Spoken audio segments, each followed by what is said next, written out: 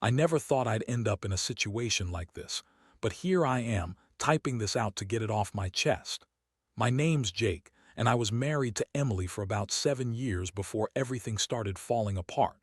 We seemed like a pretty normal couple, at least on the surface. I work as an engineer, she's a marketing executive. We had a decent life, nice house, good jobs, and 2 kids we loved more than anything. But somewhere along the way, I started to notice little changes in her behavior. She'd be more irritable, shorter with me, and she started canceling plans without much explanation. At first, I thought it was just stress or work stuff, but then I noticed the little things. She'd leave her phone around more often, and I'd catch her in little lies about where she was going or who she was texting. I didn't want to go full paranoid, but I couldn't shake the feeling that something wasn't right. Then about 3 weeks ago, I got an email notification on her phone. I usually kept an eye on her because I'd had my suspicions for a while. The email was from some guy named Dr. Carter, and it was a scheduling confirmation for mobility sessions at a clinic downtown. The weird thing, Emily had told me she was busy with work that day. I saw the email and my stomach sank. That same week, I noticed her phone kept disappearing when she thought I wasn't looking. She'd rush to hide it or change the topic when I asked about her day.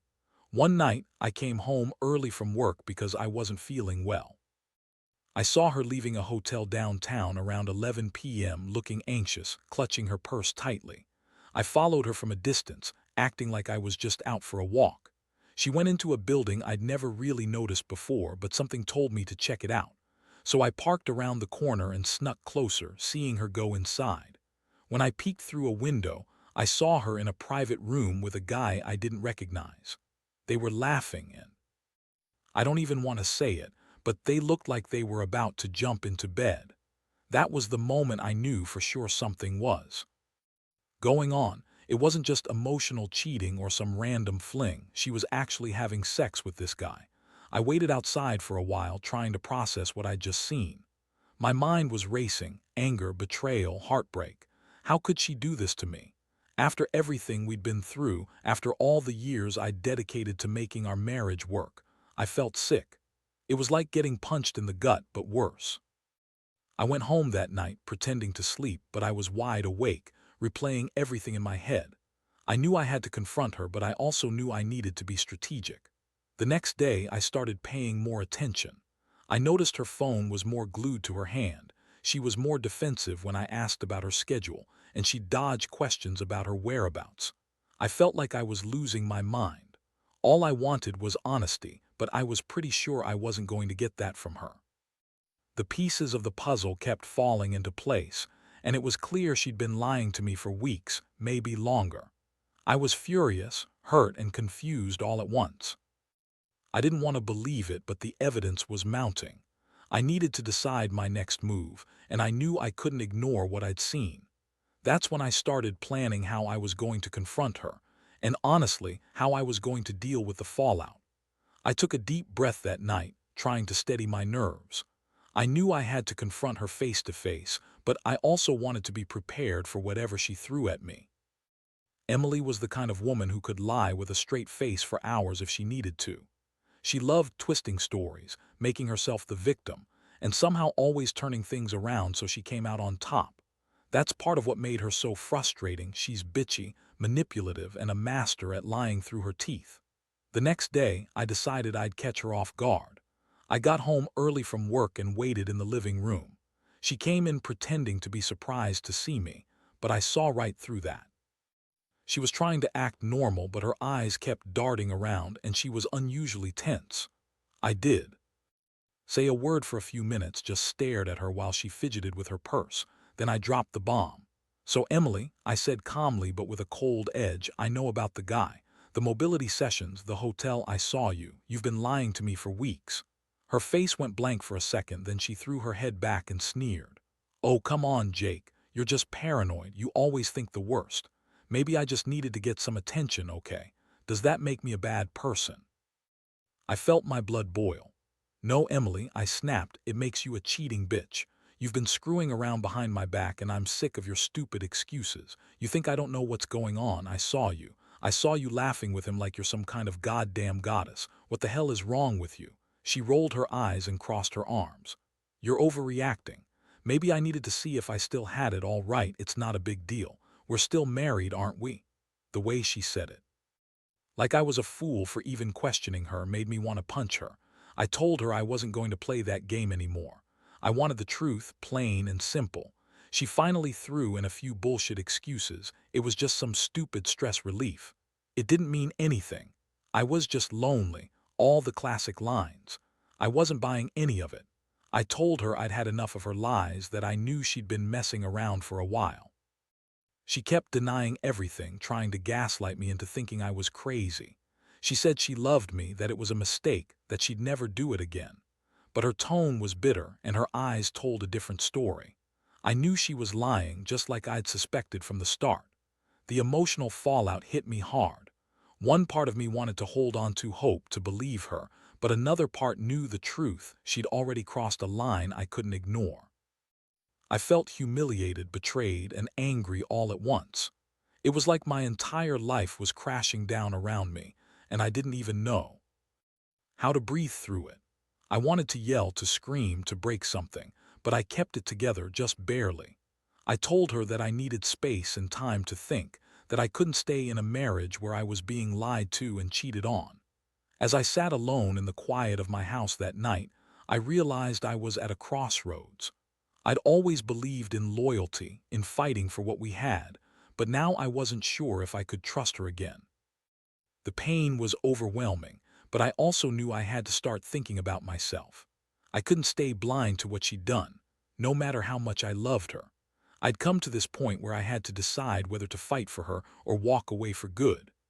I wasn't sure what the right thing was yet, but I knew I had a lot to process. And somehow, I also knew that what I just uncovered was only the beginning of what was going to be a long, complicated road ahead. After that confrontation, I felt like I was walking around in a fog. My mind kept circling back to everything I'd seen and heard. Emily's lies, her sneering attitude, the way she tried to make me doubt myself, it all felt surreal. I kept asking myself, how did I not see this coming? How could I have been so blind? For days, I stayed up late, going over every detail, every sign, every slip-up. The worst part was the feeling of betrayal, not just that she cheated, but that she had lied to my face about everything. I decided I needed a plan. I wanted to catch her again, but this time I needed proof that would stick. I started paying more attention to her phone, her schedule, and her social media. I even installed a few discreet apps to monitor her messages. I wasn't proud of it, but I felt like I had no choice. If she was going to keep lying, I needed hard evidence to confront her properly. Still, I wasn't ready to go straight to a lawyer or divorce yet. I wanted to see how far she was willing to go, how deep her lies ran. One afternoon, I found myself sneaking into her email account. It was risky, but I'd learned enough that I didn't care about the consequences anymore. I uncovered a string of messages between her and Dr. Carter, the surgeon she'd been seeing for her nerve regeneration treatment after my injury. These messages weren't just about therapy. They were about meeting up, about secret plans, about sex. They'd been hiding it so well, but I'd caught the key signs. The timing matched perfectly with the nights she'd been out late. I even found a few explicit exchanges where she talked about how good he made her feel and how she hadn't felt alive in a long time. I sat there, reading them in disbelief. My wife Emily was cheating with my own nerve surgeon, the guy who claimed to be helping me regain my mobility after I'd been paralyzed in that accident. I couldn't believe it. It wasn't just betrayal. It was a punch straight to the gut. How could she do this with someone who'd been so close to my recovery?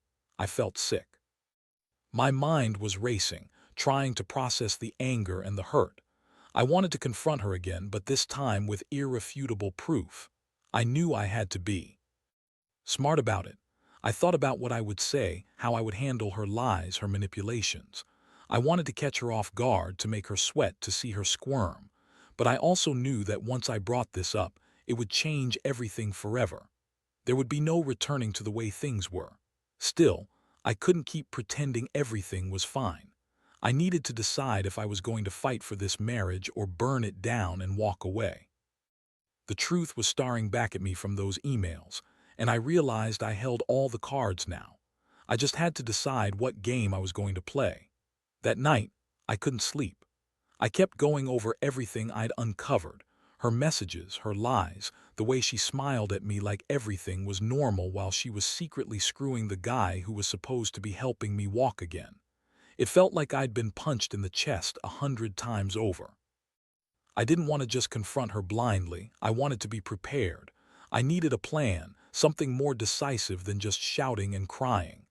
I wanted her to understand that I knew the whole story, that I had the evidence, and that I was done with her bullshit. The next morning, I decided I'd invite her out for coffee, pretend everything was fine, then drop the truth on her. I knew she'd try to lie her way out of it again, so I made sure to be calm but firm. I told her I needed to talk, just us, and she agreed, her bitchy smirk already forming. I didn't hide my anger or my hurt. I wanted her to see I was serious. We met at that little cafe downtown, a place we'd gone before, but this time I wasn't here for small talk. I laid out the entire evidence I'd collected. I told her about the email, the explicit messages, the nights she'd been out sneaking around. Her reaction. She looked stunned for a second, then her face twisted into that familiar sneer. "You're crazy, Jake," she spat. "You're just imagining things, you're jealous, and this is all in your head." I could see the mask slipping, the anger, the defiance, the arrogance. She started to deny everything, trying to make me look like I was overreacting. I told her it was over, that I was done playing her games. I said if she wanted to lie and cheat, then I was done being her fool. She snapped back, "You think I care what you think? You're just insecure, and honestly, you're lucky I stuck around this long. You're ungrateful. I've done everything for you, and this is how you thank me." Her words hit me like a slap. I'd never seen her so bitchy, so dismissive, so cold. But I also felt a strange relief. She was finally showing her true colors. That's what I needed to see. No more illusions, no more pretending. I told her it was over, that I wanted her out of the house, that I'd be filing for divorce. Her eyes flared with rage. "Fine, go ahead, see if I care. Honestly, you're a weak little man and you're not going to do shit. You've always been a loser. I don't need you or your stupid feelings. I can do better without you." That was the moment I realized she'd never admit to her lies, never own up to what she'd done. She was a manipulative, bitchy woman who thought she could just lie her way out of everything. I knew I couldn't trust her anymore. Driving home afterward, I felt a mixture of anger and sadness.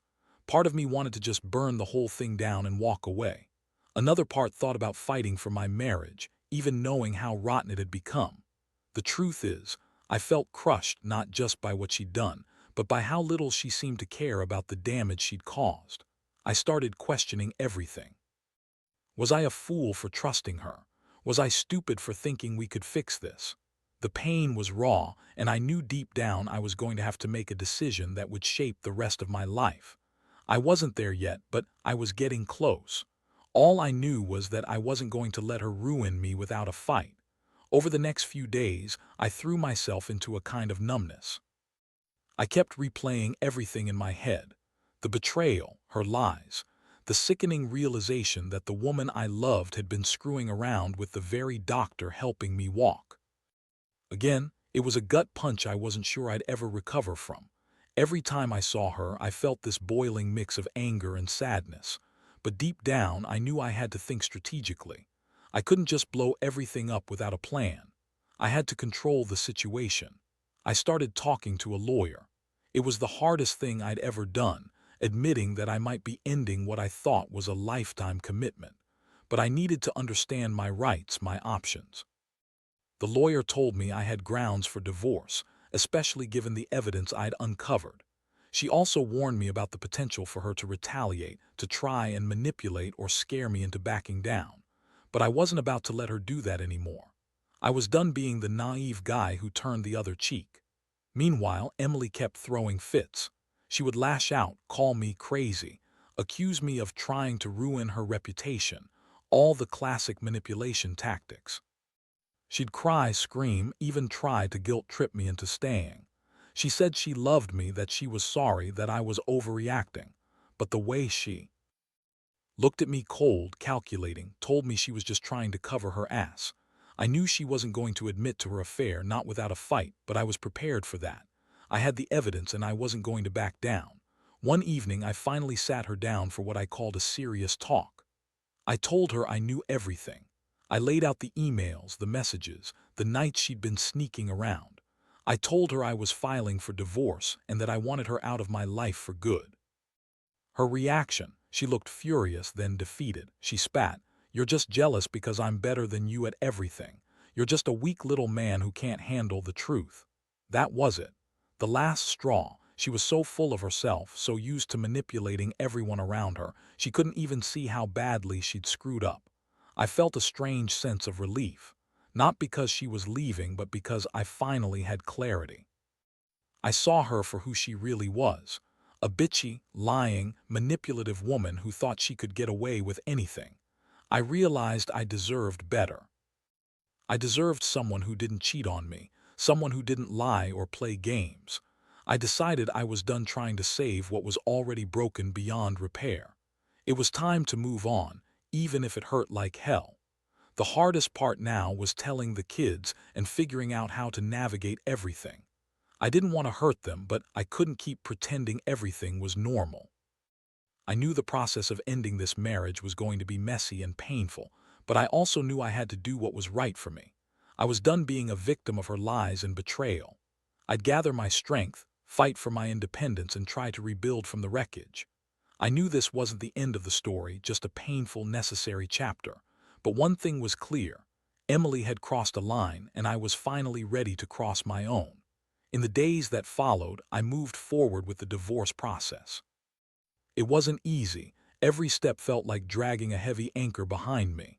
The house, once filled with laughter and plans for the future, now echoed with silence. I kept reminding myself why I was doing this: for my sanity, for my dignity, for a chance to start over. I wanted to believe that eventually the pain would fade and I'd find a way to rebuild a life that made sense again. The hardest part was facing her in court. Her bitchy attitude hadn't changed, and she still tried to spin her lies, make herself the victim. But my evidence was solid. I could see through her manipulative bullshit now more than ever. The judge saw it too. When I told my side, I felt a strange sense of validation. Finally, the truth coming out in a way that mattered. Emily's face twisted in anger and frustration as her facade cracked. She couldn't keep lying forever. In the end, I got custody of the kids, and she was ordered to move out. It was a bitter victory, but I knew I had to keep my focus on the future. I started therapy, not just for the pain of betrayal, but to rebuild my confidence and learn how to trust again. I learned that not everyone is worth fighting for, and sometimes, walking away is the strongest move you can make. Looking back, I realized that this whole ordeal taught me a lot about myself. I learned that I was stronger than I thought, that I deserved honesty and loyalty, and that sometimes the biggest act of love you can give yourself is to walk away from someone who doesn't value you. Emily's betrayal was a wake-up call, but it also set me free. I refused to let her ruin my life anymore. Now, I'm rebuilding. I've started dating again, cautiously but with hope. I still get angry when I think about what she did, but I'm learning to let go of that anger. It's not easy, and sometimes I feel the old pain creeping back, but I remind myself that I'm better off without her. I won't be that naive fool again. I know what to look out for now. The biggest lesson: never ignore the signs and never let anyone treat you like garbage. Trust is fragile, and when that trust is broken, it's almost impossible to fix. But life goes on. You get up, brush yourself off, and keep moving forward. Because in the end, you're the only one who can decide your worth. And I've learned mine.